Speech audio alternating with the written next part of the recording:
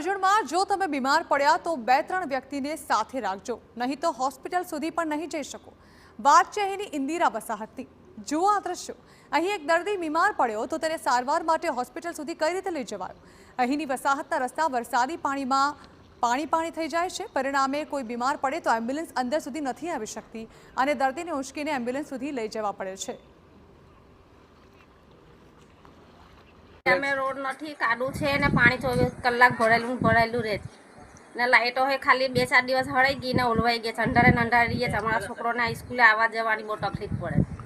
આ કેટલા વર્ષોથી રહો છો તમે? અહીં તો ખાસા આખી જિંદગી જ કરી એવું માની ચાલવાનું। ત્યાંનો રોડ નહીં? પૈની આવ્યા તરના અહીં છે, ત્યાંનો જ રોડ નહીં, આવું જ છે। જોકે અહીંની પ્રજા હેરાન હોવા છતાં જાણે કે તંત્રના પેટનું પાણી હલતું પણ ન હોય તેમ રસ્તાનું સમારકામ કરવામાં નથી આવતું। ઇન્દિરા વસાહતના લોકોને દર ચોમાસામાં કાદવ કિચડમાંથી પસાર થવા મજબૂર બનવું પડે છે। રસ્તા પર પાણી હોવાથી બાળકો શાળાએ પણ નથી જઈ શકતા। સમસ્યાનું તાત્કાલિક ધોરણે નિકાલ આવે તેવી સ્થાનિકોએ માંગ કરી છે।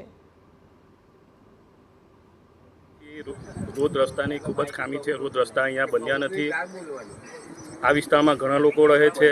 સ્કૂલે જતા બાળકોને અગવડતા ઊભી થાય છે। મજૂરિયાત વર્ગના વ્યક્તિઓને અગવડતા ઊભી થાય છે। આ વિસ્તારમાં લગભગ 4 થી 5 રોડ છે તે હજી સુધી બન્યા નથી। ત્યારની ઇન્દિરા વસાહત અસ્તિત્વમાં આવી છે ત્યારથી।